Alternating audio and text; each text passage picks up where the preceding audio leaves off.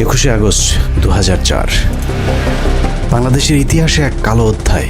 পৃথিবীর কাছে বাংলাদেশকে জঙ্গি রাষ্ট্র হিসাবে প্রতিষ্ঠিত করবার এক সফল অভিযানের নাম 21শে আগস্ট গ্রেনেড হামলা। এই হামলার মাধ্যমে বাংলাদেশের রাজনৈতিক দলগুলোকে দুই শিবিরে বিভক্ত করে দেওয়া হয়। শুরু হয় প্রতিহিংসার রাজনীতি।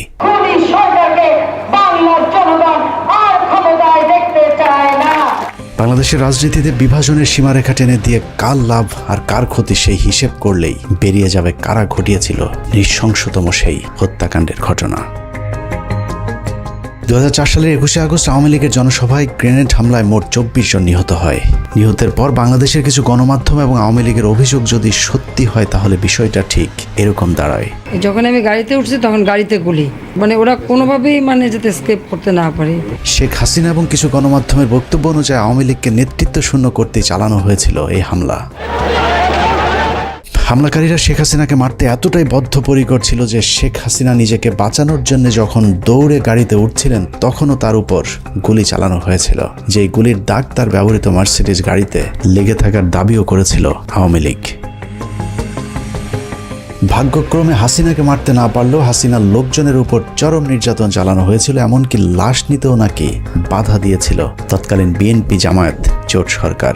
তারা ধর্মের কথা বলে অথচ আজকে লাশগুলি তারা দিচ্ছে না জানাজা পড়তে। বিএনপি জামায়াত সরকার নাকি এতটাই নৃশংস ছিল যে আহত আওয়ামী লীগের নেতাকর্মীদেরকে হাসপাতালে চিকিৎসা পর্যন্ত নিতে বাধা দিয়েছিল। এই গ্রেনেড কোথা থেকে এলো, কিভাবে ফুটলো এবং এই জিনিসগুলি বিশেষভাবে তদন্ত হওয়া উচিত। এর বাইরেও এই ঘটনাকে কেন্দ্র করে যে মামলা হয়েছিল সেই মামলাতেও জজ মিয়া নাটক সাজানোর চেষ্টা করেছিল বিএনপি জামায়াত সরকার। 21শে আগস্টে গ্রেনেড হামলা ফুটেজ দেখাইছে, তুই যদি এইভাবে স্বীকারোক্তি না দেস, মার্ডার কেসের মামলা দেখায় তো আমরা খরচ পাই দেওয়া। এতক্ষণ ধরে 21শে আগস্ট গ্রেনেড হামলা নিয়ে যে বর্ণনা শুনছিলেন তা হলো আওয়ামী লীগ, প্রথম আলো, ডেইলি স্টার আর ফারজানা রূপাদের বয়ান। সম্প্রতি এই মামলার সবশেষ সিদ্ধান্ত অনুযায়ী তারেক রহমান, লুৎফুজ্জামান বাবর সহ বিএনপির সবাইকে অব্যাহতি দেওয়া হয়েছে। এখন প্রশ্ন হলো তাহলে এই হামলা কারা করেছিল? 15 মিনিটসের আজকের অনুসন্ধান এক এক করে প্রতিটি প্রশ্নের উত্তর খুঁজে বের করার চেষ্টা করবে। হামলার ঘটনা কারা ঘটিয়েছিল সেটা জানার আগে শেখ হাসিনা কিভাবে সেই হামলা থেকে বেঁচে গেলেন সেটা দেখা যাক। শুধু শেখ হাসিনা নয়, ওই হামলাতে আসলে আওয়ামী লীগের কোনো কেন্দ্রীয় নেতাই মারা যায়নি। এমনকি হামলার পরিকল্পনা এমনভাবেই করা হয়েছিল যাতে শেখ হাসিনার শরীরে ছোট্ট একটা আঘাতও না লাগে। ওনার ভিতরের কানে ইনজুরি হয়েছে, যার জন্য উনি এখন কানে কম শুনছেন। মূলত শেখ হাসিনা সহ কেন্দ্রীয় নেতাদের যে কিছু হবে না সেটা আগেই গ্যারান্টি দেওয়া হয়েছিল। তবে ওই হামলায় শুধু একজন কেন্দ্রীয় নেত্রীকে বলির পাঠা বানানো হয়েছিল, যার নাম আইভি রহমান। আইভি রহমানকে নিয়ে হাসপাতালে যখন এইরকম অবস্থা, এই জায়গা রক্তাক্ত, সেখানে পুলিশ লাঠিচার্জ করলো। আইভি রহমান সম্পর্কে দক্ষ অভিনেত্রী শেখ হাসিনা মাঝে মধ্যে যে মায়া কান্না করে থাকেন সেটা আসলে তার মনের কান্না নয়। মতিউর রহমান রেন্টু লিখেছেন, 1981 সালে শেখ হাসিনা দেশে ফেরার পর জিল্লুর রহমান তার স্ত্রী আইভি রহমানকে নিয়ে শেখ হাসিনাকে দেখতে গিয়েছিলেন। আইভিকে দেখেই তেলে বেগুনে জ্বলে উঠেছিলেন শেখ হাসিনা। হাসিনা আইভিকে উদ্দেশ্য করে বলেছিলেন, আমার মাকে একদিনও শান্তিতে থাকতে দেননি, এখন আবার কেন এসেছেন? এ সময় জিল্লুর রহমান চোখ টিপে আইভি রহমানকে চলে যেতে বললে আইভি রহমান সেখান থেকে সরে যান। মূল ঘটনা হলো শেখ হাসিনার মা ফজিলাতুন্নেসা আইভি রহমানের সাথে শেখ মুজিবকে সন্দেহ করতেন, যে বিষয়টি নিয়ে মাঝে মধ্যেই পরিবারে ঝগড়াঝাটিও হতো। কিন্তু এত কিছুর পরও শেখ মুজিবের সবসময় আইভি রহমানের প্রতি ছিল একটা বিশেষ ভালোবাসার দৃষ্টি। অনেকেই বলে থাকেন আইভি রহমানকে খুশি করতে 1969 সালে শেখ মুজিব যুব মহিলা লীগ নামে নতুন আওয়ামী লীগের শাখা প্রতিষ্ঠা করেছিলেন, যে কারণে আইভি রহমানের মতো আনাড়ি একজন রাজনীতিবিদকে প্রথম কমিটির অর্গানাইজিং সেক্রেটারি পদ দিয়ে নূরজাহান মোর্শেদদের মতো অভিজ্ঞ রাজনীতিবিদদের পাশে বসার সুযোগ করে দিয়েছিলেন, যে বিষয়টা ওই সময়ের অনেক রাজনীতিবিদদের চোখেই দৃষ্টিকটু মনে হয়েছিল। যে কারণে আইভি রহমানের মৃত্যুতে পৈশাচিক আনন্দ উপভোগ করেছিলেন শেখ হাসিনা। কত নিখুঁতভাবে ভয়ঙ্কর এই হামলার ছক সাজানো হয়েছিল সেটা পরিষ্কার করতে আওয়ামী লীগ এবং শেখ হাসিনার ওই দিনের কয়েকটি কর্মকাণ্ড দেখলেই সবকিছু পরিষ্কার হয়ে যাবে। সন্ধ্যের তালিকায় প্রথমে মুক্তাঙ্গন থেকে সমাবেশের জায়গা পরিবর্তন। মুক্তাঙ্গনের যেই জায়গায় সমাবেশ ডাকা হয়েছিল তার দুদিকে খোলা রাস্তা, একদিকে জিপিও, অদূরে সচিবালয় অবস্থিত। মুক্তাঙ্গনে সমাবেশ করলে গ্রেনেড হামলার জন্য সুবিধামতো ভবনে অবস্থান করা সম্ভব হতো না, যে কারণে পুলিশের কাছে মুক্তাঙ্গনে সমাবেশের অনুমতি চেয়েও সমাবেশের নির্ধারিত সময়ের 2 ঘন্টা আগে হঠাৎ করে নেতাকর্মীদেরকে জানানো হয় মুক্তাঙ্গনে নির্ধারিত সমাবেশটি আওয়ামী লীগের কেন্দ্রীয় কার্যালয়ের সামনে অনুষ্ঠিত হবে। প্রশ্ন আসতে পারে, আওয়ামী লীগ তো আগেই জানতো মুক্তাঙ্গনের আশপাশে কোনো বড় ভবন নেই, তাহলে তারা কেন আগে থেকে দলীয় কার্যালয়ের সামনে সমাবেশ করার অনুমতি চায়নি? এর কারণ পুলিশ যদি আগে থেকেই জানতো যে আওয়ামী লীগ কার্যালয়ের সামনেই সমাবেশ অনুষ্ঠিত হবে, তাহলে তারা পর্যাপ্ত নিরাপত্তার ব্যবস্থা করতে পারত। কিন্তু পুলিশ যতক্ষণে দেখল নেতাকর্মীরা সবাই মুক্তাঙ্গন খালি করে দলীয় কার্যালয়ের দিকে ছুটে যাচ্ছেন, ততক্ষণে শতভাগ নিরাপত্তা নিশ্চিত করার সময় শেষ হয়ে যায়। আইনশৃঙ্খলা বাহিনী যেন নিরাপত্তা নিশ্চিতের সুযোগ না পায়, এটাই ছিল তাৎক্ষণিক স্থান পরিবর্তনের মূল কারণ। মুক্তাঙ্গনে আওয়ামী লীগের 21শে আগস্টে গ্রেনেড হামলা হয়, ওইটার যে এই জনসভাটা হওয়ার কথা ছিল, এইখানে এটা সেটা হওয়ার কথা ছিল। আগস্ট থেকে এক প্লাটুন ফোর্স মোতায়েন ছিল সকাল 9টা থেকে, যাতে এখানে কোনো ধরনের সাবভার্সিভ কোনো কাজ কারবার কেউ করতে না পারে, কোনো নিরাপত্তা বিঘ্নিত ঘটাতে না পারে, এই জন্য সিকিউর করা ছিল পুরোটাই। ওনারা কাউকে না জানিয়ে, পুলিশকে না জানিয়ে চেঞ্জ করলো, তখন তো ধরেন একটা উল্টাপাল্টা কিছু একটা হয়ে গেল। সেটা আসলে ওনাদের দায়িত্ব ছিল আমাদেরকে জানানো। আওয়ামী লীগের ওই দিনের জনসভায় এরকম আরও অনেক অস্বাভাবিক ঘটনা ঘটেছে, যা সচরাচর আওয়ামী লীগের সমাবেশগুলোতে দেখা যায় না। যেমন শেখ হাসিনা প্রধান অতিথি হিসেবে পূর্ব নির্ধারিত এরকম একটি সমাবেশ কখনোই ট্রাকের উপর দাঁড়িয়ে ভাষণ দেননি। সাধারণত তাৎক্ষণিক কোনো সভা সমাবেশের ক্ষেত্রে বা শেষ মুহূর্তে অনুমতি পাওয়া সমাবেশগুলোতে মঞ্চ হিসেবে ট্রাক ব্যবহার করা হয়, কিন্তু 4 দিন আগে অনুমতি পাওয়া সমাবেশে কেন ট্রাকের ব্যবহার করা হলো সেটাও রহস্যজনক প্রশ্নের তালিকায় রাখতে হবে। বিভ্রান্তি তৈরি করতে আওয়ামী লীগ অনেক সময় দাবি করে থাকে তাদেরকে সমাবেশের অনুমতি না দেওয়ার কারণেই নাকি শেষ মুহূর্তে ট্রাকের উপর মঞ্চ তৈরি করতে বাধ্য হয়েছিল, কিন্তু আমাদের অনুসন্ধান বলছে অন্য কথা। একটি গোয়েন্দা সংস্থা থেকে পাওয়া নথিতে দেখা যায় 2004 সালের 21শে আগস্টের 4 দিন আগে 17ই আগস্ট পুলিশের কাছে আওয়ামী লীগের উপদপ্তর সম্পাদক ওহিদুল ইসলাম স্বাক্ষরিত একটি আবেদন করা হয়েছিল। আবেদনে জিপিওর পার্শ্বস্থ মুক্তাঙ্গনের সমাবেশের জন্য জায়গা চাওয়া হলে পুলিশের তৎকালীন ডিসি পূর্ব সে আবেদনটি মঞ্জুর করেন। শেষ মুহূর্তে সমাবেশে অনুমতি পাবার যে দাবি আওয়ামী লীগ করে থাকে সেটাও যদি সত্যি হয়, তাহলেও আওয়ামী লীগ যে স্থানে অনুমতি চেয়েছে সেখানেই সমাবেশ করার কথা, কিন্তু শেষ মুহূর্তে এসে আওয়ামী লীগ মুক্তাঙ্গনের পরিবর্তে কেন্দ্রীয় কার্যালয়ের সামনে সমাবেশ কেন করলো সে উত্তর খুঁজে বের করতে হবে। সেদিন আওয়ামী লীগ কেন কার পরামর্শে স্থান পরিবর্তন করেছিলেন তার উত্তর খুঁজে বের করতে পারলে 21শে আগস্ট হামলার অনেক রহস্য পরিষ্কার হয়ে যাবে। সমাবেশের আরেকটি অস্বাভাবিক ঘটনা হলো শেখ হাসিনার বক্তব্যের সময় ঘেঁষাঘেঁষি করে তার আশপাশের নেতাদের দাঁড়ানোর ধরন। আওয়ামী লীগের বেশ কয়েকজন কেন্দ্রীয় নেতা শেখ হাসিনাকে এমনভাবে ঘিরে ধরেছিলেন যেন কোনো একটি হামলা থেকে বাঁচানোর জন্যই চেষ্টা করা হচ্ছিল তাকে। সূত্র জানিয়েছে বক্তব্য শুরুর আগে শেখ হাসিনাই নাকি সবাইকে ডেকে ডেকে তার পাশে এসে বসার অনুরোধ করছিলেন। একই বিষয়ে আওয়ামী লীগের তৎকালীন প্রেসিডিয়াম সদস্য মহিউদ্দিন খান আলমগীর তার জবানবন্দিতেও উল্লেখ করেছেন। অথচ সাধারণত সভা সমাবেশগুলোতে শেখ হাসিনার সাথে কেন্দ্রীয় নেতাদের কিছুটা দূরত্ব বজায় রেখে দাঁড়াতে দেখা যায়। সাধারণত শেখ হাসিনা প্রধান অতিথি হিসেবে বক্তব্যের শুরুতে সব সময় তার পূর্বপুরুষের ইতিহাস সহ 15ই আগস্ট এমনকি 4 জাতীয় নেতার হত্যাকাণ্ডের সব ইতিহাস তুলে ধরে স্বজন হারানোর কি ব্যথা তা বোঝানোর চেষ্টা করে থাকেন। কিন্তু 21শে আগস্ট সমাবেশে শেখ হাসিনার বক্তব্যটি ছিল স্মরণকালের সবচেয়ে সংক্ষিপ্ত একটি বক্তব্য। 18 থেকে 20 মিনিটের একটি বক্তব্য পেশ করার আগে শেখ হাসিনা যে ভাষণ দিয়েছিলেন তা ছিল খুবই অগোছালো এবং তার শারীরিক ভাষা দেখে মনে হচ্ছিল কিছু একটার জন্য তিনি অপেক্ষা করছিলেন। মজার বিষয় হলো গ্রেনেড হামলাকারী এতটাই হাসিনার প্রতি অনুগত যে গ্রেনেড ছুঁড়ে মারার আগে শেখ হাসিনার পুরো বক্তব্য শেষ করার সুযোগ দিয়েছিলেন। অথচ সাধারণত এই ধরনের হামলাগুলো বক্তব্যের মাঝামাঝি ঘটে থাকে। শেখ হাসিনার বক্তব্যের পর যে হামলা চালানো হলো তার আঘাতে প্রাণ গেল 24 জনের, অথচ কি অবাক, একজন কেন্দ্রীয় নেতাও মারা যায়নি এত বড় হামলার ঘটনায়। প্রশিক্ষণপ্রাপ্ত হামলাকারী প্রায় ডজনখানি গ্রেনেড ছুঁড়ে মারলেও একটি গ্রেনেডও তার ট্রাকের উপরে ছুটতে পারেননি। পুলিশের তদন্তে মোট 11টি বিস্ফোরণের চিত্র দেখানো হয়েছে। আমাদের হাতে আসা পুলিশের আঁকা সেই ম্যাপে দেখা যায় সমাবেশে ব্যবহৃত ঢাকা মেট্রো ট 11-30-98 নম্বরের ট্রাকটির আশেপাশে মোট 11টি বিস্ফোরণের ঘটনা ঘটেছিল। পুলিশের ওই প্রতিবেদনের প্রতিটি জায়গায় যতবার গ্রেনেড শব্দটি লেখা হয়েছে ততবার গ্রেনেডের পাশে বোমা শব্দটি ব্যবহার করা হয়েছে। গ্রেনেড শব্দটি লিখতে গিয়ে কেন বারবার তদন্ত সংস্থাগুলো বোমা শব্দটি ব্যবহার করেছেন সেটা একটু দেখা যাক। 21শে আগস্টকে গ্রেনেড হামলা বলা হলেও এটা শুধুই গ্রেনেড হামলা কিনা সেটা নিয়ে প্রশ্ন রয়েছে গোয়েন্দাদের। হতে পারে এটা ছিল শক্তিশালী গ্রেনেড হামলা, আবার হতে পারে বোমা এবং গ্রেনেড দু ধরনের বিস্ফোরক ব্যবহৃত হয়েছিল। তবে সবচেয়ে বেশি যেটা হতে পারে সেটা হলো 11টি বিস্ফোরকের মধ্যে 4টি ছিল শব্দ বোমা আর বাকি 7টি ছিল গ্রেনেড অথবা শক্তিশালী বোমার বিস্ফোরণ। আরও একটি বিষয় হতে পারে, মঞ্চের কাছাকাছি অবিস্ফোরিত যে দুটি গ্রেনেড পড়েছিল, অকেজো সেই গ্রেনেড দুটি হয়তো ইচ্ছাকৃতভাবেই ফেলে রাখা হয়েছিল, যাতে ঠিক ট্রাকের পাশের দুটি গ্রেনেড অবিস্ফোরিত থাকার কারণে সবাইকে এটা বোঝানো যায় যে শেখ হাসিনাকে হত্যা করতেই চালানো হয়েছিল এই হামলা। কিন্তু এই গ্রেনেড দুটি বিস্ফোরণ না হবার কারণে বেঁচে গিয়েছেন শেখ হাসিনা। অথচ এত গুরুত্বপূর্ণ অপারেশনে 13টি গ্রেনেডের মধ্যে 2টি গ্রেনেড অকেজো থাকার কথা নয়। 2004 সালের 21শে আগস্টের সবচেয়ে আলোচিত ভিডিওগুলোর বেশিরভাগ ধারণ করেছিল বেসরকারি টেলিভিশন এনটিভির ক্যামেরা পার্সন। এনটিভি থেকে প্রাপ্ত ভিডিওতে দেখা যায় শেখ হাসিনার বক্তব্যের পরপর যে দুটি বিস্ফোরণ হয়েছিল, সেই বিস্ফোরণের পর কালো ধোঁয়ায় অন্ধকার হয়ে যায় সবকিছু। তবে লক্ষণীয় বিষয় হলো, প্রথম দুটি বিস্ফোরণের পর সবাইকে ছুটোছুটি করতে দেখা গেছে, কিন্তু কাউকে আহত হতে দেখা যায়নি। পরের বিস্ফোরণগুলোতে কোনো ধোঁয়া না থাকলেও হতাহতের ঘটনা ঘটেছে। 2004 সালের গ্রেনেড হামলা মামলার সাক্ষী হিসেবে আদালতে মূল বক্তব্য উপস্থাপন করেছেন আওয়ামী লীগের তৎকালীন প্রেসিডিয়াম সদস্য মহিউদ্দিন খান আলমগীর। 161 ধারায় তার দেওয়া বক্তব্যে তিনি বলেছেন, নেত্রীর বক্তব্যের শেষে জয় বাংলা জয় বঙ্গবন্ধু বলার সাথে সাথে প্রচণ্ড বিস্ফোরণের আওয়াজ শুনতে পাই। আমি দেখতে পাই ট্রাকের মঞ্চের পেছনে দক্ষিণ দিক থেকে ধোঁয়া উঠছে, জনগণ দিক বিদিক ছুটাছুটি করছে। মহিউদ্দিন খান আলমগীরের বক্তব্যটি আবারও রিপিট করছে, আমি দেখতে পাই ট্রাকের মঞ্চের পেছনে দক্ষিণ দিক থেকে ধোঁয়া উঠছে।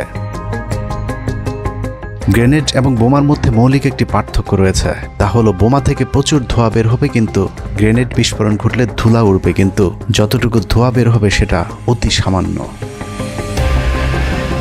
মহিউদ্দিন খান আলমগীরের বক্তব্য অনুযায়ী ট্রাকের পাশে যে বিস্ফোরণগুলো ঘটেছিল সেগুলো থেকে অনেক ধোঁয়া বের হয়েছিল।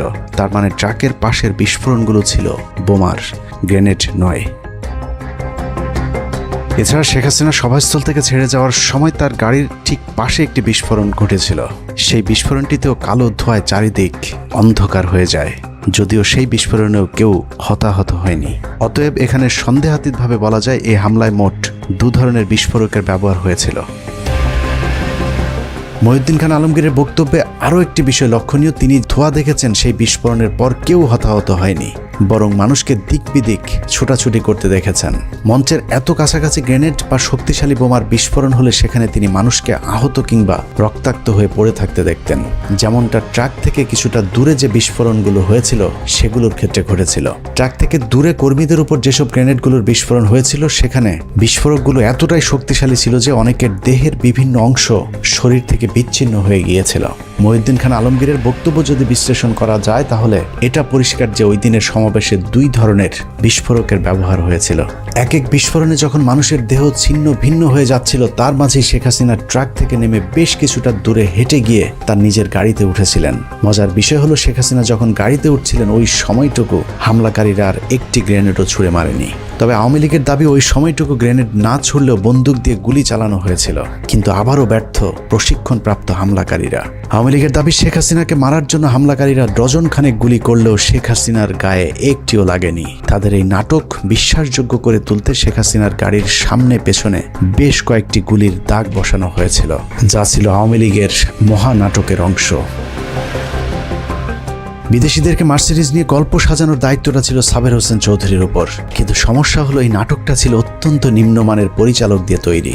শেখ হাসিনার মার্সিডিজ গাড়িতে যে গুলির চিহ্ন দেখানো হয়েছে সেটা যে মিথ্যে, সেটা প্রমাণ করতে শেখ হাসিনার একই মডেলের মার্সিডিজ গাড়িতে পরীক্ষামূলকভাবে গুলি করার একটি ভিডিও দেখলেই বোঝা যাবে।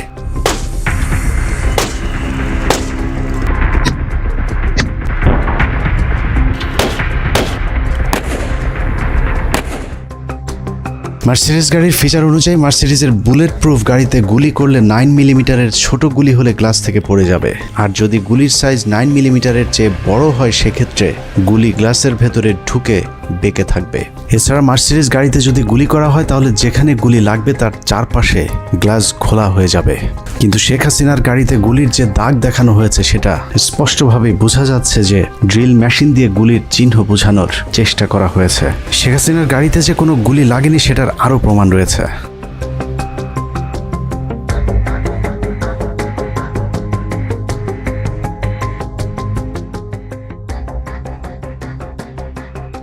21 আগস্ট গ্রেনেড হামলার পর শেখ হাসিনা যখন গাড়িতে চড়ে চলে যাচ্ছিলেন তখন তার মার্সিডিজ গাড়িতে কোনো গুলির চিহ্ন দেখা যায়নি।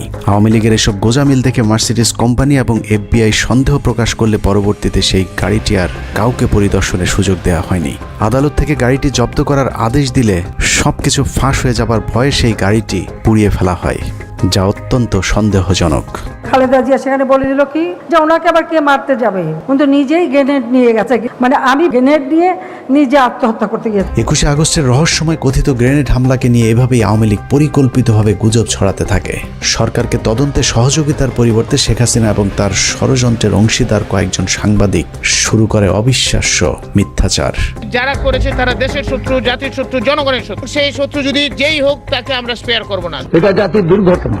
যারা ওগুলো বিষয়বস্তুকে নিয়ে আসছে বর্তমান সংকটকে অন্যদিকে প্রবাহিত করার জন্য, আমরা আশা করব সেন্টিমেন্টের বশবর্তী হয়ে কথা না বললে প্রকৃত যারা অপরাধী তাদেরকে ধরার ব্যাপারে তারা যেন সহযোগিতা করে। ঘটনার প্রকৃত আসামি ধরা পড়ুক এবং তারা আমাদেরকে সহযোগিতা করে। ওনার প্রাথমিক রিপোর্ট পাওয়ার পরে যদি প্রয়োজন হয় সাহায্য নিতে হবে।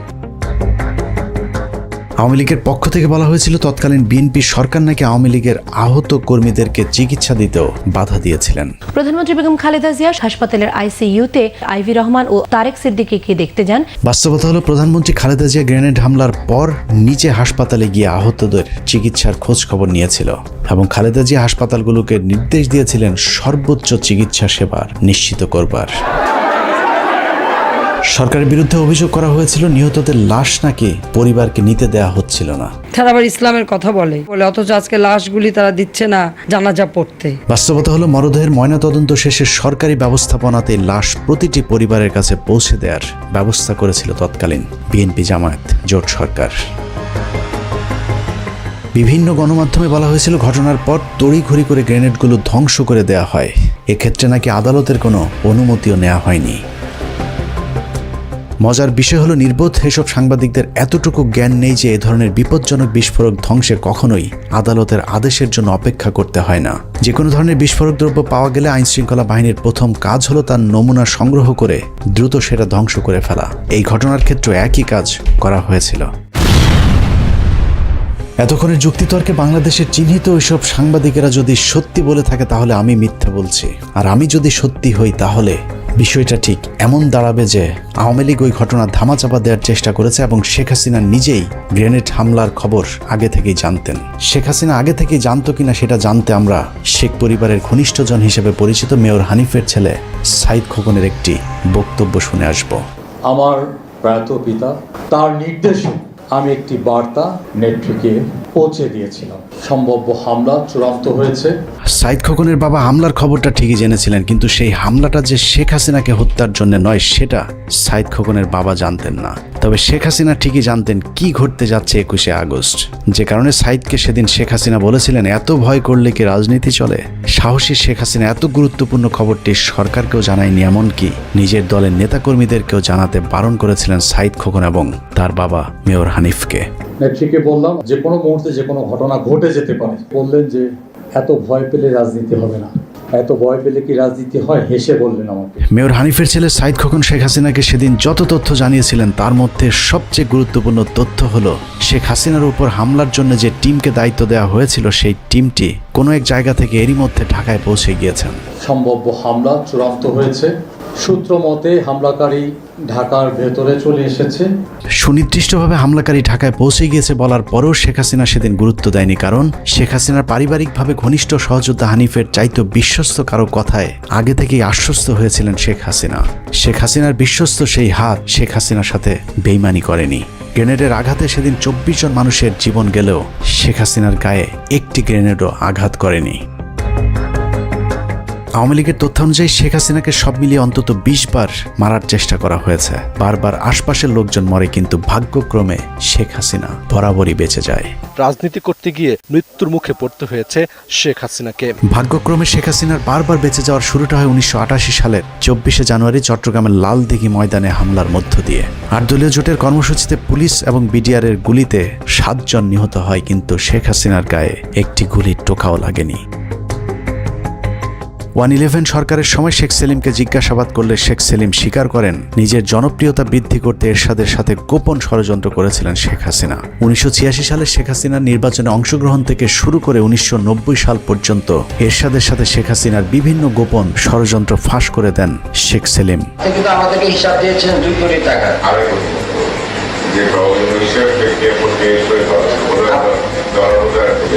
স্যার ওইটার ডিস্ট্রিবিউশনটা কি ছিল জানা স্যার?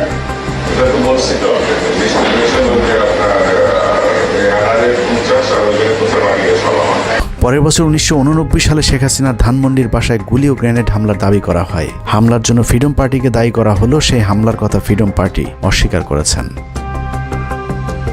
1991 সালের একটি উপনির্বাচনে ঢাকার গ্রিন রোডের পরিবার পরিকল্পনা কেন্দ্রে ভোট দিতে গেলে তার উপর সন্ত্রাসীরা গুলি চালায়। সেখানে বোমার বিস্ফোরণও ঘটানো হয়, কিন্তু শেখ হাসিনা সেখানেও অক্ষত ছিলেন।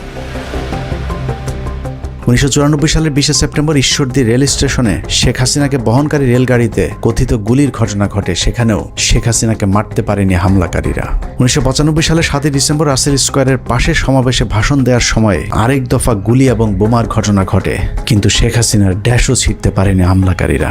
2003 সালে যে স্থানে গ্রেনেড হামলা চালানো হয়েছিল, একই স্থানে 1996 সালের 7 মার্চ উপলক্ষে সমাবেশে শেখ হাসিনার বক্তৃতার ঠিক পরপর মাইক্রোবাস থেকে বোমা এবং এলোপাতারি গুলি চালানো হয়েছিল। এতে 20 জন আহত হয়, কিন্তু শেখ হাসিনার আশপাশে যারা ছিলেন তাদের আশপাশেও গুলি কিংবা বোমার চিহ্নও যায়নি। 1997 সালে প্রধানমন্ত্রী শেখ হাসিনা ও তার পুত্র কন্যা সহ 31 জনকে হত্যার জন্য পুরস্কার ঘোষণা করে ইমেল পাঠিয়েছিলেন শোয়েব চৌধুরী নামে জনৈক এক ব্যবসায়ী। সেই ঘটনাকেও শেখ হাসিনাকে একটি হত্যা চেষ্টা বলে গণনা করে থাকেন আওয়ামী লীগ, যে বিষয়টি নিয়ে এখনও রাজনীতির আলোচনায় হাস্যরসের খোরাক যোগায়। 2000 সালের 23 জুলাই গোপালগঞ্জের কোটালীপাড়ায় জনসভাস্থলের কাছে 76 কেজি ওজনের বোমা পুঁতে রাখার গল্প সাজানো হয়েছিল। একই রকম বোমা পুঁতে রাখার গল্প 2001 সালের 29 মে খুলনার রূপসাতেও সাজানো হয়েছিল। এসব বোমা পুঁতে রাখার গল্প তৎকালীন প্রধানমন্ত্রী শেখ হাসিনার আইন শৃঙ্খলা বাহিনী ছাড়া আর কেউই বাস্তবে দেখার সুযোগ পায়নি। বোমা পুঁতে রেখে যখন তেমন সহানুভূতি পাওয়া যাচ্ছিল না, তখন 2001 সালের 25 সেপ্টেম্বর নির্বাচনের ঠিক আগের একটি জনসভায় সমাবেশস্থলের পাশের একটি বাড়িতে বোমার বিস্ফোরণ ঘটানো হয়। সেই ঘটনায় 2 জন নিরীহ মানুষের মৃত্যু হয়। এরপর 2002 সালের 4 মার্চ নওগাঁ, 2002 সালের সাতক্ষীরায় পরপর দুবার 2004, 2007, 11, 2014 এবং 2015 সালে শেখ হাসিনাকে মারার গাঁজাখুরি গল্প সাজিয়ে নিজেকে জনপ্রিয় করবার চেষ্টা চালায় শেখ হাসিনা। তবে বারবার চেষ্টা চালালেও শেখ হাসিনার সেই বিশ্বস্ত হামলাকারীরা যে তার কোনো ক্ষতি করবে না, সেই বিশ্বাস তার বরাবরই ছিল। যে কারণে সাইদ খোকনকে হাসিনা নির্ভয়ে বলেছিলেন, ভয় পাবার কিছু নেই। বললেন যে এত ভয় পেলে রাজনীতি হবে না, এত ভয় পেলে কি রাজনীতি হয়, হেসে বললেন আমাকে। অভয় দেয়া হলেও শেখ হাসিনার সেই রক্তের হোলি খেলায় প্রাণ গিয়েছিল 24 জনের। কিন্তু হামলাকারীদেরকে এমনভাবে প্রশিক্ষণ দেওয়া হয়েছিল যেন শেখ হাসিনার বিন্দু মাত্র কোনো ক্ষতি না হয়, যে বিষয়টি তৎকালীন গোয়েন্দা সংস্থার কর্মকর্তাদের তদন্তেও উঠে এসেছিল। 164 বলছে যে একটা গ্রেনেড যাতে ইয়েতে না পড়ে, মঞ্চে না পড়ে, মঞ্চে মানে ওই ট্রাকে না পড়ে। এবং আরো 2 জন যে আছে যারা মুকুল টুকুলের ওদের জয়ের লোক, তারাও বলছে যে কোনো ক্রমে যাতে মঞ্চে যাতে একটা গ্রেনেড না পড়ে। এটা কিন্তু ওদের 3 জনের কথা। কার কার জবানবন্দিতে এটা বলছে? 3 জনই বলছে, জর্জ মিয়া বলছে, শফিক আর হলো রানা। 21 আগস্ট নিয়ে আওয়ামী লীগের আরেকটি মিথ্যাচার হলো বিএনপি সরকার নাকি কোনো মামলা, তদন্ত কিংবা আলামত জব্দের কোনো কাজই করেননি। বাস্তবতা হলো 21 আগস্টের ঘটনার ঠিক পরদিন খালেদা জিয়ার নির্দেশে একটি বিচার বিভাগীয় তদন্ত কমিশন গঠন করেছিল। বিচারপতি জয়নুল আবদিন কমিশনকে দায়িত্ব দেওয়া হয় মামলাটির তদন্তপূর্বক প্রতিবেদন দাখিলের। 1 মাস 10 দিনের অক্লান্ত পরিশ্রমে 162 পৃষ্ঠার যে প্রতিবেদন জয়নুল আবেদিন জমা দিয়েছিলেন, সেটি যদি ঠিকঠাক মতো অনুসরণ করা হয় তাহলে 21 আগস্ট গ্রেনেড হামলার মূল ঘটনা বেরিয়ে আসবে। দীর্ঘ সেই প্রতিবেদনের একটি পর্যায়ে বলা হয়েছে, কমিশনের সংগৃহীত তথ্য প্রমাণ সন্দেহাতীতভাবে ইঙ্গিত করে 2004 সালের 21 আগস্টের ভয়াবহ গ্রেনেড হামলার পেছনে একটি শক্তিশালী বিদেশি গোয়েন্দা সংস্থা জড়িত ছিল। শক্তিশালী বিদেশি গোয়েন্দা সংস্থার নাম আসতে ভারত আন্দাজ করতে পারে কি ঘটতে যাচ্ছে।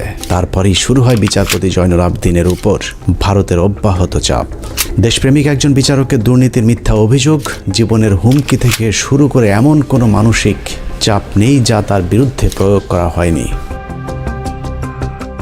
ভারতের অব্যাহত চাপের পরেও 21শে আগস্ট নিয়ে স্বচ্ছ তদন্ত চলতে থাকায় সব গোমর ফাঁস হয়ে যাবার আশঙ্কা দেখা দেয়, আর তাতেই প্রথম আলোকে মাঠে নামায় ভারত। ভারতকে বাঁচানোর সেই লড়াইয়ে প্রথম আলো যা করেছে তার প্রতিটি পদক্ষেপ ছিল ভয়ঙ্কর দেশবিরোধী। 21শে আগস্ট গ্রেনেড হামলা মামলার তদন্ত যেন কোনোভাবেই সঠিক পথে এগোতে না পারে, সেজন্য প্রথম আলো তাদের পরীক্ষিত জঙ্গি বিশেষজ্ঞ সাংবাদিক টিপু সুলতান এবং মহিউদ্দিনদেরকে মাঠে নামায়। 21শে আগস্টের তদন্তকে প্রশ্নবিদ্ধ করতে প্রথম আলো মোহাম্মদ জালাল আহমেদ ওরফে জজ মিয়াকে ট্রাম্প কার্ড হিসেবে ব্যবহার করেছে। সেই ট্রাম্প কার্ডই বাংলাদেশকে হারিয়ে জয়ী হয়েছে প্রথম আলো, আওয়ামী লীগ এবং তাদের ত্রাণকর্তা ভারত। প্রথম আলোর ওই ট্রাম্প কার্ডের উপর ভর করে বিএনপি, জামায়াত এবং সর্বোপরি বাংলাদেশের আলেম সমাজের উপরেই গেল 15 বছর ধরে চলেছে নির্মম জুলুম, নির্যাতনার গণহত্যা। একটা গণমাধ্যম চাইলে কত ধ্বংসযজ্ঞ চালাতে পারে তার নিকৃষ্ট উদাহরণ 21শে আগস্টের গ্রেনেড হামলা নিয়ে প্রথম আলো যে খেলা করেছে সেটি। নিষ্ঠুর সেই খেলায় 19 জন নিষ্পাপ মানুষের ফাঁসি, 19 জনের যাবজ্জীবন। তৎকালীন স্বরাষ্ট্র প্রতিমন্ত্রী লুৎফুজ্জামান বাবর, তারেক রহমান, আব্দুল সালাম পিন্টু সহ গোয়েন্দা কর্মকর্তা মেজর জেনারেল রেজ্জাকুল হায়দার এবং মেজর জেনারেল আব্দুর রহিমকে নির্মম নির্যাতন করা হয়েছে। এর মধ্যে মেজর জেনারেল আব্দুর রহিমকে জেলখানায় হত্যার অভিযোগ করেছে তার পরিবার। আইসিইউতে ওনার ভেন্টিলেটর মেশিনে অক্সিজেন সাপ্লাই 2 বার বন্ধ করা হয় এবং আমি মনে করি ওনাকে পরিকল্পিতভাবে হত্যা করা হয়েছিল, কারণ উনি রিকভারি করছিলেন। এবং এটার কারণ হিসেবে আমার যেটা মনে হয়, উনি দেশের গোয়েন্দা সংস্থার প্রধান ছিলেন। বাকিদের জীবন থেকেও কেড়ে নেওয়া হয়েছে স্বর্ণালী 15টি বছর। প্রথম আলো কিভাবে এই ধ্বংসযজ্ঞ চালিয়েছে সেটা চলুন একটু দেখা যাক। অনুসন্ধানের এই অংশটুকু অত্যন্ত গুরুত্বপূর্ণ। অনুসন্ধানের এই অংশটুকু মনোযোগ দিয়ে দেখলেই প্রথম আলোর সব ষড়যন্ত্রের মুখোশ উন্মোচিত হয়ে যাবে। আপনারা এতদিন ধরে যে জজ মিয়া নাটকের কথা শুনেছেন সেটা আসলে সত্যিকারের ঘটনা। অন্যদিকে জজ মিয়াকে নিয়ে আসল নাটক সাজিয়েছে প্রথম আলো, যেটাকে আমরা এতদিন সত্যিকারের ঘটনা মনে করেছে। জজ মিয়া আসলে কে, জজ মিয়া নাটক কে সাজিয়েছিল, সেই নাটকের সব চরিত্রের মুখোশ উন্মোচন করতে পারলেই 21শে আগস্ট গ্রেনেড হামলার সব রহস্য পানির মতো পরিষ্কার হয়ে যাবে। আমাদের প্রায় 6 মাসের অনুসন্ধানে বিভিন্ন রাজনীতিবিদ, প্রশাসন, সেনা, পুলিশ, গোয়েন্দা সংস্থার বর্তমান এবং তৎকালীন সময়কার যে কজনের সাথে কথা হয়েছে সকলেই একটি বিষয়ে একমত, 21শে আগস্ট গ্রেনেড হামলার মাস্টার মাইন্ড ভারতীয় গোয়েন্দা সংস্থা র, এবং তাদের হামলার মূল উদ্দেশ্য ছিল বিএনপিকে জঙ্গি দল এবং বাংলাদেশকে জঙ্গি রাষ্ট্র হিসাবে পৃথিবীর কাছে তুলে ধরা। আর আওয়ামী লীগের উদ্দেশ্য ছিল দেশকে অস্থিতিশীল করে তারপর সরকারের পতন ঘটিয়ে ক্ষমতায় যাওয়া। ভারত এবং আওয়ামী লীগের সেই চক্রান্তের প্রথম থেকে শেষ পর্যন্ত প্রথম আলো তাদের ঘনিষ্ঠ সহযোগী হিসেবে কাজ করেছে। 21শে আগস্টের পরদিন প্রথম আলো প্রথম পৃষ্ঠার একটি খবর ছিল জঙ্গি একাধিক সংগঠন গোয়েন্দাদের সন্দেহ তালিকার শীর্ষে। অথচ শুরুর দিকে কোনো ইসলামী দল কিংবা মাদ্রাসার আলেমদেরকে আটক তো দূরের কথা, কোনো গোয়েন্দা সংস্থাও এ ঘটনার সঙ্গে জঙ্গিদেরকে সন্দেহই করেনি। তবে চিহ্নিত 3 জন অপরাধীকে গ্রেফতার করেছিল আইনশৃঙ্খলা বাহিনী, যাদের বিরুদ্ধে 21শে আগস্ট গ্রেনেড হামলার জড়িত থাকার সুনির্দিষ্ট প্রমাণ পেয়েছিল তারা। আর তাতেই ভিত নড়ে ওঠে আওয়ামী লীগ এবং ভারতের। ভারত বুঝে গিয়েছিল এই তদন্ত যদি সঠিক পথে চলতে থাকে তাহলে সব পরিকল্পনা ভেস্তে যাবে, যে কারণে সর্বশক্তি নিয়ে মাঠে নামানো হয় প্রথম আলোকে। শুরু হয় বিগ বাজেটের এক ভয়ঙ্কর নাটক তৈরির কাজ। দায় এড়াতে সাজানো হয়েছিল জজ মিয়া নাটক। জজ মিয়া কাহিনী তৈরি করে বিএনপি ক্ষতিগ্রস্ত হয়েছে। জজ মিয়া নাটক সাজিয়েছে জেলা গোয়েন্দা পুলিশ। বানোয়াট রাজসাক্ষী জজ মিয়া নাটক হতবাক করে দেশবাসীকেও। এতদিন ধরে আপনারা যে জজ মিয়ার নাটক দেখেছেন সেই নাটকের আজ দেখবেন শেষ পর্ব। 2019 সালের 3রা নভেম্বর প্রথম আলোতে প্রকাশ হওয়া যেভাবে ফাঁস হলো জজ মিয়া গল্প শিরোনামের সংবাদের সূত্র ধরে হাঁটলে আমরা প্রথম আলোর নাটকের মূল পরিচালক, প্রযোজক এবং কুশলীদের আসল রূপ দেখতে পাবো। পত্রিকাটি সেই সংবাদে লিখেছে, বিএনপি জামায়াত জোট সরকারের আমলে 2004 সালের 21শে আগস্ট তৎকালীন বিরোধী দলীয় নেতা ও বর্তমান প্রধানমন্ত্রী শেখ হাসিনাকে হত্যার লক্ষ্যে তার সমাবেশে গ্রেনেড হামলা করা হয়। ভয়াবহ ওই ঘটনায় তদন্ত ভিন্ন খাতে নেয়ার প্রক্রিয়া শুরু করা হয় প্রথম থেকেই। প্রথমেই গ্রেফতার করা হয় শৈবাল সাহা পার্থ নামের এক তরুণকে। কদিন পর মগবাজার এলাকায় সাবেক ওয়ার্ড কাউন্সিলর ও আওয়ামী লীগ নেতা মোখলেসুর রহমানকে। তাদের ফাঁসাতে না পেরে পরের বছর 2005 সালের 9 জুন নোয়াখালীর সেনবাগ থেকে ধরে আনা হয় জজ মিয়া নামের আরেক যুবককে। স্বীকারোক্তিতে জজ মিয়া বলেছিলেন তিনি আগে কখনো গ্রেনেড দেখেননি, গ্রেনেড ও বোমার মধ্যে পার্থক্য কি সেটাও তিনি জানেন না। 5,000 টাকার বিনিময়ে বড় ভাইদের নির্দেশে তিনি অন্যদের সঙ্গে গ্রেনেড গ্রেনেড হামলায় অংশ নেন। ওই বড় ভাইরা হচ্ছেন শীর্ষ সন্ত্রাসী সুব্রত বাইন, জয়, মোল্লা মাসুদ, মুকুল প্রমুখ। এতক্ষণ পত্রিকার যে লাইনগুলো পড়লাম সেটা প্রথম আলোর বিশ্বাস হয়নি। কেন বিশ্বাস হয়নি সেটা পরে যাচ্ছে, কিন্তু প্রথম আলোর বিশ্বাস না হওয়াতে পত্রিকাটি কি করেছিল সেটা একটু দেখে আসি চলুন। ওই সংবাদের পরের অংশে প্রথম আলো লিখেছে, এই জবানবন্দি বিশ্বাসযোগ্যতা নিয়ে প্রশ্ন তুলে 29শে জুন প্রথম আলোয় দুটি সংবাদ ছাপা হয়। একটির শিরোনাম ছিল এই গল্পের গাঁথুনি দুর্বল, স্বীকারোক্তিতে স্বাদ অসঙ্গতি। অপরটি শিরোনাম সেই জজমিয়া তারকা সন্ত্রাসী। সঙ্গে ছাপানো হয়েছিল শিশির ভট্টাচার্যের সেই বিখ্যাত কার্টুন। আষাঢ় মাস জমেছে, আষাঢ়ে গল্পের আসর। তবে সিআইডি সাজানো ছকেই তদন্ত এগিয়ে নিয়ে যেতে থাকে। 2006 সালের আগস্টে এই নাটকের পেছনের ঘটনা ফাঁস করে দেয় জজ মিয়ার ছোট বোন খুরশেদা বেগম। তিনি প্রথম আলোকে বলেন, জজ মিয়াকে গ্রেপ্তারের পর থেকে সিআইডি তার পরিবারকে মাসে মাসে ভরণ পোষণে টাকা দিয়ে এসেছে। জজ মিয়াকে গ্রেনেড হামলা মামলায় রাজসাক্ষী করতে সিআইডির প্রস্তাবের কথাও ফাঁস করে দেন তিনি। 2006 সালের 21শে আগস্ট প্রথম আলোয় জজ মিয়ার পরিবারকে টাকা দেয় সিআইডি শিরোনামে শীর্ষ প্রতিবেদন ছাপা হয়। এরপর জোট সরকার আর জজ মিয়া গল্প নিয়ে এগোতে পারেনি। প্রথম আলোর এই সংবাদটির তথ্যানুযায়ী 2005 সালের 9 জুন মোহাম্মদ জালাল আহমেদ ওরফে জজ মিয়া আটকের পর মোট 3টি সংবাদ ছাপা হয়। প্রথমটি এই গল্পের গাঁথুনি দুর্বল, স্বীকারোক্তিতে 7 অসঙ্গতি। দ্বিতীয়টি জজ মিয়া তারকা সন্ত্রাসী। এবং তারপরে সিআইডি একই পথে তদন্ত চালিয়ে গেলে 2006 সালের 21শে আগস্ট প্রথম আলো জজ মিয়ার পরিবারকে টাকা দেয় সিআইডি শিরোনামে তৃতীয় সংবাদটি প্রচার করেন। প্রথম আলোর সরল স্বীকারোক্তি, এই 3 সংবাদ প্রচারের পর জোট সরকার আর জজ মিয়া গল্প নিয়ে এগোতে পারেনি। অর্থাৎ প্রথম আলো নিজেই স্বীকার করেছে তাদের কারণে জোট সরকার সেই তদন্ত আর এগিয়ে নিয়ে যেতে পারেনি। অনুসন্ধানের এতটুকু করে থেমে গেলে আপনার মনে হবে প্রথম আলোর অনুসন্ধানী সাংবাদিকতার কারণেই পুলিশ আর জজ মিয়াকে নিয়ে তাদের নাটক পরিপূর্ণ করতে পারেনি। কিন্তু ঘটনাটা পুরোই উল্টো। নাটকটা আসলে তৎকালীন বিএনপি জামায়াত জোট সরকার করেনি, নাটকটা করেছিল প্রথম আলোর মতিউর রহমান এবং তার গুজব বাহিনী। জজ মিয়ার ব্যাপারে অনুসন্ধানে নেমে প্রথমেই আমরা খুঁজে বের করি সিআইডি তৎকালীন বিশেষ পুলিশ সুপার রুহুল আমিনকে। 21শে আগস্ট গ্রেনেড হামলার এই মামলার সাথে আপনি সম্পৃক্ত ছিলেন। আমার একটা জিজ্ঞাসা ছিল যে এই মামলাতে এই যে জজ মিয়া যে নাটকটা বলা হয়েছিল ওই সময়ে, যে জজ মিয়া নাটক, এই জজ মিয়া নাটকটা আসলে আপনারা কেন সাজালেন? এটা কেন করতে হলো? এটা শুরু করলো প্রথম আলো, কি জানি নাম সুন্দর মতো একটা সাংবাদিক, বুঝছেন, টিপু সুলতান, ওই যে টাকা দেয়, এটা করে সেটা করে, টাকা দেয়, মান্থলি দেয়, এটা দিয়ে শুরু করলো। প্রথম আলো যেরকম মিথ্যা শিরোনাম দিয়ে সংবাদ ছাপায়, এরকম পুলিশের বিরুদ্ধে নিরীহ মানুষকে ফাঁসানোর অভিযোগও কম নয়। সে কারণেই আমরা রুহুল আমিনের কথা বিশ্বাস না করে নিজেদের মতো করে অনুসন্ধান শুরু করি। তবে আমাদের সন্দেহের তীরটা শুরু থেকেই ছিল প্রথম আলোর দিকে। প্রথম আলোর বিগ বাজেটের নাটকের প্রথম স্ক্রিপ্ট লেখা হয় 2005 সালে জজ মিয়া আটকের 20 দিন পর 29শে জুন। প্রথম আলোর সেই জজ মিয়া তারকা সন্ত্রাসী শিরোনামের সংবাদে কারো কোনো উদ্ধৃতি না দিয়ে পত্রিকাটি মন গড়াভাবে লিখেছে, গ্রেনেড কি জিনিস জীবনেও দেখেননি জজ মিয়া। ম্যাজিস্ট্রেটের কাছে স্বীকারোক্তিমূলক জবানবন্দি দিতে গিয়ে নিজেই বলেছেন, বোমা ও গ্রেনেডের মধ্যে পার্থক্য কি তিনি জানেন না। থানা পুলিশ বলেছে জজ মিয়া নিরপরাধ মানুষ, তার নামে থানায় কোনো মামলা নেই।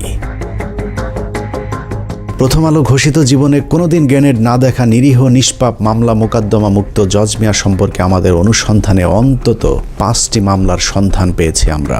সূত্রাপুর থানায় ছিনতাইয়ের ঘটনায় অস্ত্র বিস্ফোরক দ্রব্য আইনের মামলায় 7 বছর সশ্রম সাজা হয়েছিল জজ মিয়ার।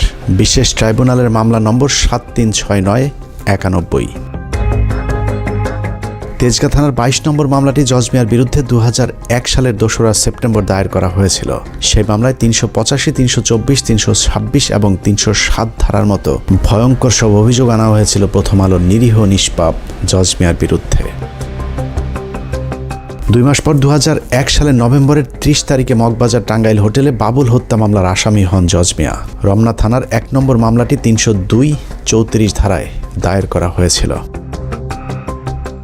21 আগস্ট গ্রেনেড হামলার কয়েক মাস আগে রাজধানীতে তার বিরুদ্ধে আরেকটি হত্যা মামলা হয়। গুলশান থানার রহমত হত্যা মামলার অন্যতম আসামি জজ মিয়া। প্রথম আলোর সাংবাদিকেরা এসব মামলাগুলোর সজ্ঞানে আড়াল করার পাশাপাশি জজ মিয়ার 164 ধারায় জবানবন্দিটাও গোপন করার চেষ্টা করেছেন। জজ মিয়া তার জবানবন্দিতে আরেকটি মামলার কথা স্বীকার করেছেন। সেখানে তিনি বলেছেন তিনি টিকাটুলি অফিসার হলের পেছনে মেসে থাকতেন। সেখানে থাকাকালীন পুলিশ তাকে মেসের চৌকির নিচ থেকে বোমা ও অস্ত্র সহ গ্রেফতার করেছিলেন। সেই মামলায় তার 7 বছর জেল হয়েছিল। 2 বছর পর তার বাবা মা তাকে জেল থেকে জামিনে মুক্ত করান। প্রথম আলোর এত বিগ বাজেটের নাটকের শুটিংয়ের আগে জজ মিয়ার চার্জশিটটাও পড়ে দেখার সময় পায়নি প্রথম আলোর জঙ্গি বিশেষজ্ঞ সাংবাদিকেরা। লম্বা সময় আর প্রথম আলোর মতো বিগ বাজেট নিয়ে অনুসন্ধান করলে জজ মিয়ার বিরুদ্ধে আরও মামলার খোঁজ পাওয়া সম্ভব। কারণ জজ মিয়ার আসল নাম মোহাম্মদ জালাল আহমেদ হলেও এক এক জায়গায় তিনি এক এক নাম ব্যবহার করতেন। অতএব তার ভিন্ন ভিন্ন নামে আরও অনেক মামলা থাকার সম্ভাবনা রয়েছে। সবশেষ তিনি যে বিয়ে করেছেন সেখানেও নিজের নাম পরিবর্তনের কথা স্বীকার করেছেন ওই সাংবাদিকের কাছে। জজ মিয়া নামটাও তার আসল নাম নয়, আসল নাম মোহাম্মদ জালাল আহমেদ। তেজগাঁ এলাকায় খোঁজ নিয়ে জানা যায় 1996 থেকে 2001 সালে আওয়ামী লীগ শাসন আমলে ঢাকা শহরে যে কজন উঠতি সন্ত্রাসী পরিচিতি পেয়েছিল তার মধ্যে মোহাম্মদ জালাল আহমেদ ওরফে জজ মিয়া অন্যতম। নাখালপাড়া নুরানি মসজিদের আশপাশের মহল্লায় জজ মিয়া যে রায় দিত তার সে রায় নাকি কার্যকর হয়ে যেত, যে কারণে মোহাম্মদ জালাল আহমেদ বাংলা সিনেমার মতো নিজের নাম পাল্টে জজ মিয়া রাখেন। তারপর থেকে হয়ে ওঠেন ভয়ঙ্কর এক সন্ত্রাসী। এত ভয়ঙ্কর একজন সন্ত্রাসীকে প্রথম আলো কিভাবে নিরীহ নিষ্পাপ বানালো এবার চলুন সেটা দেখা যাক। জজ মিয়ার মূল পেশা ছিল হত্যা, ছিনতাই, দখল, চাঁদাবাজি। ভাড়াটে খুনি হিসেবে ওই সময়ের শীর্ষ সন্ত্রাসীদের কাছে মোহাম্মদ জালাল আহমেদ ওরফে জজ মিয়ার বিশেষ কদর ছিল। যদিও প্রথম আলোর শিখিয়ে দেওয়া সাক্ষাৎকারে জজ মিয়া নিজেকে সিডি ব্যবসায়ী হিসেবে পরিচয় দিয়েছিলেন। আমি সিডি ক্যাসেটের ব্যবসা করি, ছবি পোস্টারের ব্যবসা করি, দোকান আমার বঙ্গবন্ধু এভিনিউ অপোজিট। প্রথম আলোর সিডি বিক্রেতা জজ মিয়া যমুনা টিভিতে গিয়ে কিভাবে ফল বিক্রেতা হয়ে যায় এবার সেটা দেখা যাক। 2018 সালের 10 অক্টোবর যমুনা টিভির এক সাংবাদিককে দেয়া সাক্ষাৎকারে প্রথম আলোর সিডি বিক্রেতা জজ মিয়া নিজেকে ফল বিক্রেতা হিসেবে পরিচয় দেন। জজ মিয়ার আদালতে দেওয়া জবানবন্দিতে আবার নিজেকে গাড়ির চালক হিসেবে পরিচয় দিয়েছেন। গাড়ি চালক জজ মিয়া ওরফে প্রথম আলোর সিডি বিক্রেতা যমুনা টিভিতে গিয়ে যেভাবে পেশা পাল্টে ফল বিক্রেতা হয়েছেন, একইভাবে প্রথম আলোতে গিয়ে সিআইডি জজ মিয়ার পরিবারকে টাকা দেওয়ার দাবি করলেও যমুনা টিভিতে গিয়ে তিনি বলেছেন আওয়ামী লীগের নেতারাই তাকে আর্থিক সহায়তা দিত। এছাড়া যমুনা টিভিকে দেওয়া সাক্ষাৎকারে জজ মিয়া বলেন, বর্তমান সরকারের পক্ষ থেকেও আমাকে অনেক আশ্বাস দেওয়া হয়। একাধিক মন্ত্রী আমাকে চাকরি দেওয়ার আশ্বাস দেন। সবশেষ মাস 6 আগে এক মন্ত্রীর সঙ্গে দেখা করি। তিনি বলেন গ্রেনেড হামলা মামলার রায়ের পর তিনি তার দফতরে চাকরি দেবেন। কাল যেহেতু রায়, দেখি কি হয়। সংবাদের পরের অংশে জজ মিয়া আরও বলেন, অনেকেই আমাকে অনেক ধরনের আশ্বাস দিয়েছিলেন, কিন্তু 13-14 বছরে কোনো আশ্বাস বাস্তবায়ন হয়নি। তাই আমাকে এখন রেন্টে কারের একটি ভাঙাচোরা গাড়ি চালাতে হয়। সরকারের কাছে প্রত্যাশা আমার যেন পুনর্বাসন করা হয়। যমুনা টিভির সাংবাদিককে দেওয়া সাক্ষাৎকারে সরকারের কাছে জজ মিয়ার যে আবদার, সেই আবদারের পেছনে রয়েছে দীর্ঘদিনের এক নিবিড় সম্পর্ক। সেই সম্পর্ক কতটা গভীর সেটা দেখতে আবারও কিছুক্ষণের জন্য 2003 সালে যেতে হবে। 2003 সালে 29 অক্টোবর বেশ কিছু অস্ত্র মজুদ থাকার তথ্য আসে গোয়েন্দা সংস্থার কাছে। সেই তথ্যের ভিত্তিতে কুড়িল বস্তিতে বিশেষ অভিযান চালায় যৌথ বাহিনী। সেই অভিযানে সন্ত্রাসীদের সাথে প্রায় ঘণ্টাখানেক ব্যাপক গোলাগুলির শেষে আহত অবস্থায় রুবেল এবং মানিক নামে 2 সন্ত্রাসীকে আটক করে পুলিশ। তবে সেখান থেকে পালিয়ে যায় নুরুল, লিঙ্কন, মুকুল এবং জাহাঙ্গীর নামে আরও 4 সন্ত্রাসী। 2003 সালে কুড়িলে কিন্তু যেটা বলা হয় 20টা গ্রেনেড, তারপরে 4-5টা অ্যাসল্ট রাইফেল বা AK-47 ব্যবহার করা হয়েছিল 21 আগস্টে, সেই একই পরিমাণে মানে 4টা অ্যাসল্ট রাইফেল, একটা সাবমেশিন গান, 20টা গ্রেনেড, কয়েকটা রিভলভার, এগুলো কিন্তু তারও 9 মাস আগে 2009 সালের 29 নভেম্বর তারিখে পুলিশের একটা অপারেশনে কুড়িল বস্তিতে এক জায়গায় পাওয়া যায়।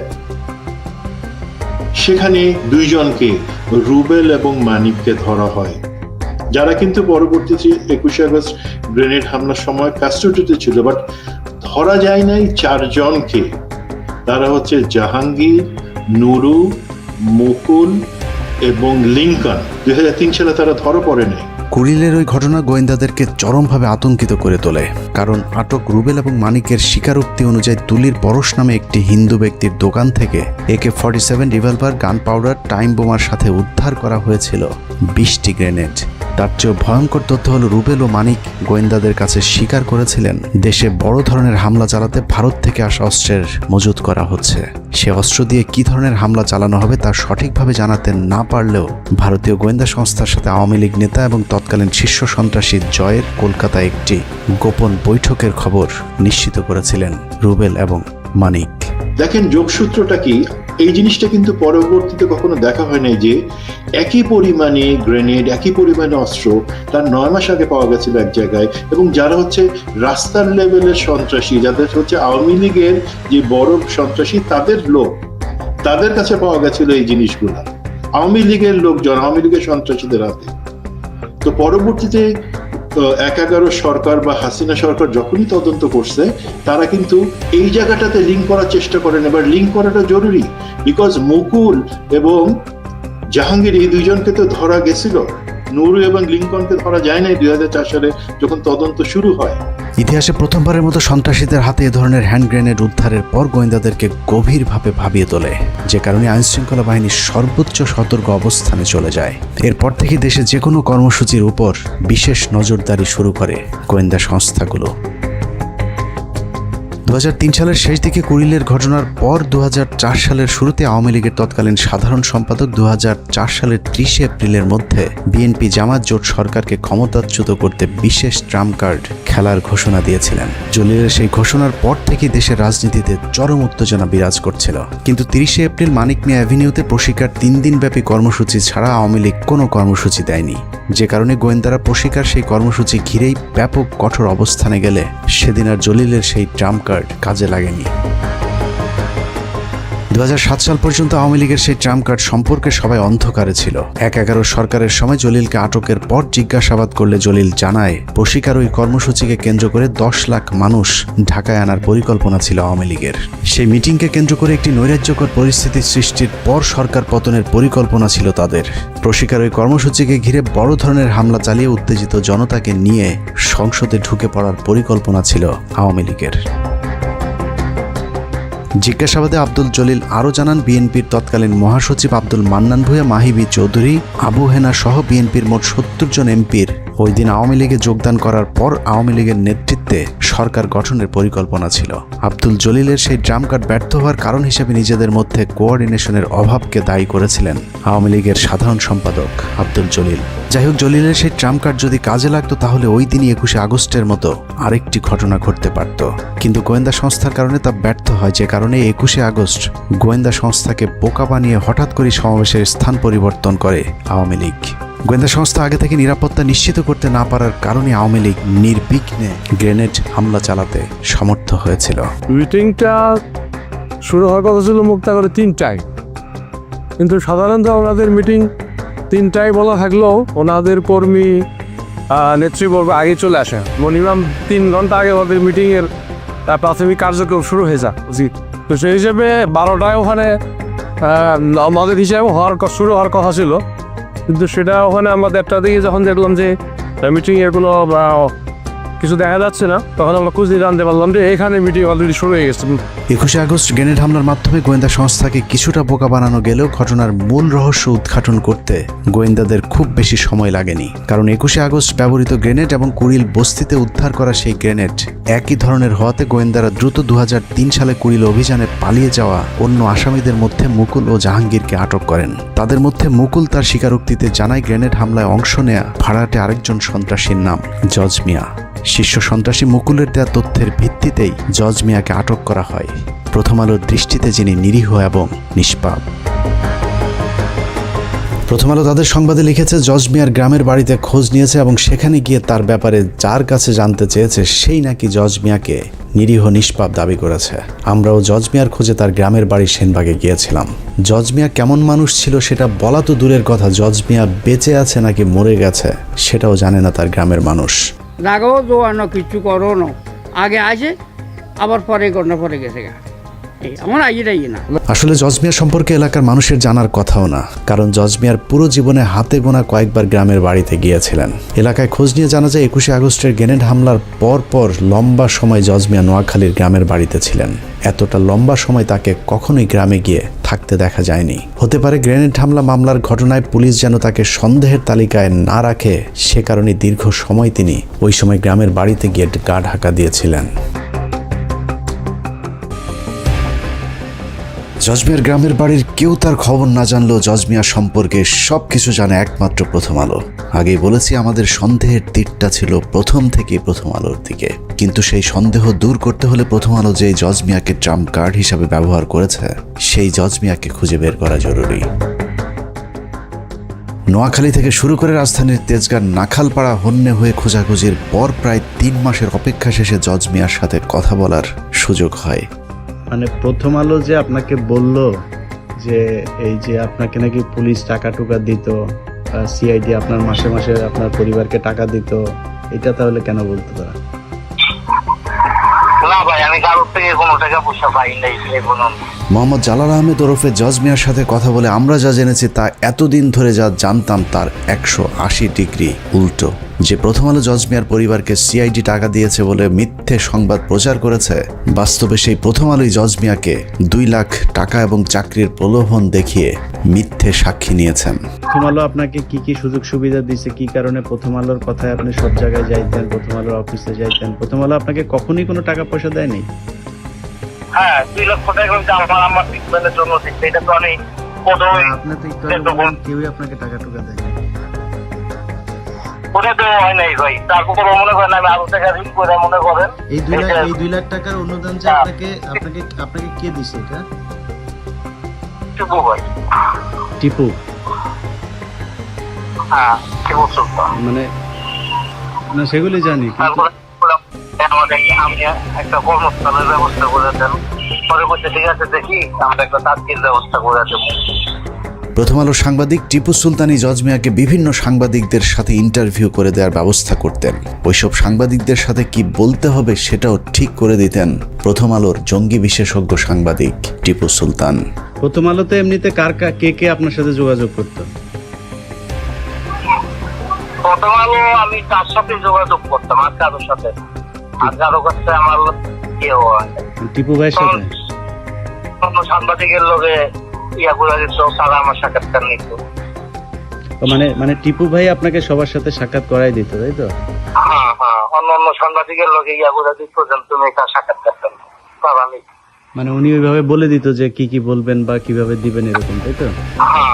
জজ মিয়াকে তার নিজের মামলার বিষয়ে প্রশ্ন করা হলে প্রথমে অস্বীকার করলেও পরে মামলার কথা আমাদের কাছে স্বীকার করেছেন। প্রথম আলো কি জানতো না যে আপনার নামে যে মামলা ছিল তখনও থানায়? না, আমার নামে তখনও থানায় কোনো মামলা ছিল না। আমার দেশে এখনো আমার নামে না। ওই যে আপনি যেই মামলাতে 2 বছর জেল খাটলেন ওই মামলাটা কি তখন ছিল না আগে? ওটা ছিল আগে, ঠিক আছে। পরে ওই মামলা আমি হাইকোর্টের পরে ইয়া করছি, ওটা জামিন লয়ে পরে এটা খালাস করছি। আর ওই যে তেজগাঁ থানার মামলা, ওইটা ওই গুলশান থানার মামলাটা, ওই হত্যা মামলাটা, ওটা তো ভাই আমার নামে তারপর একটা মামলা তারা ইয়া করতেছেন। এখন একটা মামলা করে না করাই তাহলে তো এটা বিশ্বাস গ্রহণ করবো না। একটা মামলা এখন আমি এটা তো এখনো এটা প্রমাণ হইব, নাহলে তো হইব না। ওই মামলাটা কোনটা, যেটা 7 বছরের জেল হয়েছিল, ওইটা কোন থানার মামলা? এভাবেই চিহ্নিত একজন সন্ত্রাসীকে নিরীহ নিষ্পাপ বানিয়ে দেশের ইতিহাসে ন্যাক্কারজনক একটি ঘটনার তদন্তকে প্রশ্নবিদ্ধ করেছে প্রথম আলো। কেন, কার স্বার্থে প্রথম আলো এই ভয়ঙ্কর নাটক সাজিয়েছিল তার জবাব তাদেরকে দিতে হবে। দ্রুত 21শে আগস্ট মামলার পুনঃতদন্ত শুরু করে জজ মিয়া এবং প্রথম আলোর যেসব সাংবাদিক এই দেশবিরোধী ভয়ঙ্কর চক্রান্তের সাথে জড়িত তাদেরকে গ্রেফতার করে আইনের আওতায় আনতে হবে। আমরা প্রথম আলো বন্ধ করতে চাই না। সাংবাদিকতার নামে যারা হাজার হাজার মানুষের জীবন নিয়ে খেলেছে তাদের বিচার চাই এবং সেটা করতে হবে। বিএনপি সরকার বেগম খালেদার নেতৃত্বে তার এই ঘটনার কোনো তদন্ত করতে দেয়নি। বিচার তো দূরের কথা, বরং তারা এই ঘটনাকে উল্টো মুখে প্রচার চালিয়ে এর সব দায় আওয়ামী লীগের উপরে দেওয়ার চেষ্টা করেছিল। শুধু আওয়ামী লীগ না, একই সঙ্গে আমাদের প্রতিবেশী ভারতকে জড়ানোর চেষ্টা করা হয়েছে। এতক্ষণ অনুসন্ধানে যা দেখানো হলো, চলুন কিছুক্ষণের জন্য তা ভুলে যাই। মনে করুন প্রথম আলোর সাংবাদিকেরা জজ মিয়ার পরিবারকে কিছুই শিখিয়ে দেয়নি। জজ মিয়ার বোন এবং মা যা বলেছেন প্রথম আলো হুবহু সেটাই তুলে ধরেছেন এবং সেই সংবাদের উপর বিশ্বাস করেই আদালত জজ মিয়াকে মামলা থেকে অব্যাহতি দিয়েছেন। গল্পটা যদি এখানেই শেষ হয়ে যেত তাহলে সমস্যা ছিল না, কিন্তু এই গল্পের পরের অংশ চরম নিষ্ঠুর, অমানবিক। প্রথম আলোর উদ্দেশ্য শুধুই জজ মিয়াকে ছাড়িয়ে আনা নয়, তাদের উদ্দেশ্য ছিল ভারতকে বাঁচানো আর জিয়া পরিবার সহ বিএনপির শীর্ষ নেতাদের জঙ্গি বানিয়ে তাদেরকে ফাঁসিতে ঝুলানো। জজ মিয়াদেরকে বাঁচানোর পর শুরু হয় ইতিহাসের জঘন্যতম মিথ্যাচার। বিএনপিকে নিশ্চিহ্ন করে দেওয়ার সে অভিযানে প্রথম আলো অনেক দূরে গিয়ে গিয়েছিল। একের পর এক প্রথম আলো সংবাদ ছেপেছে আর সরকার প্রথম আলোর ইচ্ছে মতোই তদন্ত করে বিচারিক হত্যাকাণ্ডের পথ সুগম করেছে। কথিত সেই বিচারের নামে নির্বিচারে মামলার আসামি করা হয়েছে তারেক রহমান, লুৎফুজ্জামান বাবর, আব্দুল সালাম পিন্টু, মেজর জেনারেল রেজ্জাকুল হায়দার, আব্দুর রহিম সহ এক ঝাঁক দেশপ্রেমিক মানুষদেরকে, যারা জীবন বাজি রেখে ভারতের হাত থেকে বাংলাদেশকে বাঁচাতে চেয়েছিল। 2018 সালের 10 অক্টোবর দিনটি ছিল প্রথম আলোর বিজয়ের দিন। তাদের দীর্ঘ 14 বছরের ষড়যন্ত্রের ফসল ওই দিন ঘরে উঠেছিল। 21 আগস্ট গ্রেনেড হামলা মামলার রায়ে 19 জন নিরীহ মানুষকে ফাঁসি, 19 জনের যাবজ্জীবন হবার পৈশাচিক আনন্দে প্রথম আলোর আনিসুল হক লিখেছিলেন ইতিহাসের দায়মোচনের রায়। বিচারিক হত্যাকাণ্ডকে কাব্যিক আবেগঘন লেখনির মাধ্যমে মানুষের জীবন নিয়ে তামাশা করেছিল প্রথম আলোর আনিসুল হক। একটু চিন্তা করতে পারেন, 5ই আগস্ট যদি দেশ স্বাধীন না হতো তাহলে প্রতিটি মানুষেরই ফাঁসি কার্যকর করা হতো। অনুসন্ধানের দ্বিতীয় পর্বে আপনাদেরকে দেখাবো বিচারের নামে তামাশা করে কিভাবে নিরীহ এতগুলো মানুষের গলায় ফাঁসির দড়ি পরানোর ব্যবস্থা করেছিল প্রথম আলো। তবে প্রথম পর্ব শেষ করবার আগে কিছু প্রশ্ন করবার খুব ইচ্ছে করছে। আমাদের আজকের অনুসন্ধানের পর আপনারা কি মনে করেন প্রথম আলোর ওইসব সাংবাদিকদেরকে বিচারের আওতায় আনা হোক? প্রথম আলোর বিরুদ্ধে ধারাবাহিক দেশ বিরোধী, ইসলাম বিরোধী সুস্পষ্ট অভিযোগ থাকার পরেও তাদের বিচার চাওয়া কি গণমাধ্যমের উপর আক্রমণ? তারপরেও প্রথম আলোর সামনে জিয়াফতের গণতান্ত্রিক একটি কর্মসূচির আয়োজন করতে যাবার কারণে আলেমদেরকে বেধড়ক পেটানো হয়েছে। আর সেটাকে বিএনপির মহাসচিব মির্জা ফখরুল ইসলাম আলমগীর প্রথম আলোর উপর হামলা দাবি করে তীব্র নিন্দা জানিয়েছে। প্রথম আলো, ডেইলি স্টার সহ অন্যান্য সমস্ত পত্রিকাগুলোর উপর যে আক্রমণ শুরু হয়েছে, আমি তীব্রভাবে নিন্দা জানাচ্ছি। মির্জা ফখরুলের ওই দিনের বক্তব্যের সবচেয়ে ভয়ঙ্কর অংশ ছিল তিনি বলেছিলেন এই বাংলাদেশ নাকি তিনি 5 তারিখের আগে কখনোই দেখেননি। তার এই বক্তব্যে প্রমাণিত হয়েছে ইসলাম বিদ্বেষী ফখরুল আগেই ভালো ছিলেন। 5 তারিখের পর তিনি প্রচণ্ড অস্বস্তি বোধ করছেন। মানুষের জীবন নিয়ে ভয়ঙ্কর খেলা করা এইসব সাংবাদিকদেরকে বিচার চাইলে যাদের জ্বলে উঠবে তাদেরকে চিনে রাখতে হবে। এটা কোনো রাজনীতি নয়, মানুষের জীবন নিয়ে খেলা করেছে প্রথম আলো। মির্জা ফখরুল বিএনপি জামায়াত যখন ক্ষমতায় ছিল তখন লুটপাট করেছে, আওয়ামী লীগের 15 বছরে আতাত করে চলেছে। সাধারণ বিএনপির কর্মীরা যখন জেলে গিয়েছে, গুলি খেয়েছে মির্জা ফখরুল ইসলাম আলমগীর তখন বাংলাদেশ থেকে টাকা পাচার করে অস্ট্রেলিয়াতে নিজের মেয়ে আর মেয়ে জামাইকে আলিশান জীবনযাপন করার নিশ্চয়তা দিয়েছেন। মির্জা ফখরুল সামনে বিএনপি ক্ষমতা এলে আবারও লুটপাট করবে, এটা চোখ বন্ধ করে বলে দিতে পারি। আবার যদি কখনো আওয়ামী লীগ ক্ষমতায় আসে তারপরেও ফখরুলের কিছুই হবে না, কারণ সেই পথটাও তিনি আগে ভাগেই খোলা রেখেছেন। শেখ মুজিবুর রহমানের যে মূর্তিটা ছিল সেই মূর্তিকে দড়ি বেঁধে টেনে ইঁচড়ে ফেলে দিচ্ছে। তিনি তো আমাদের নেতা ছিলেন, খারাপ লেগেছে।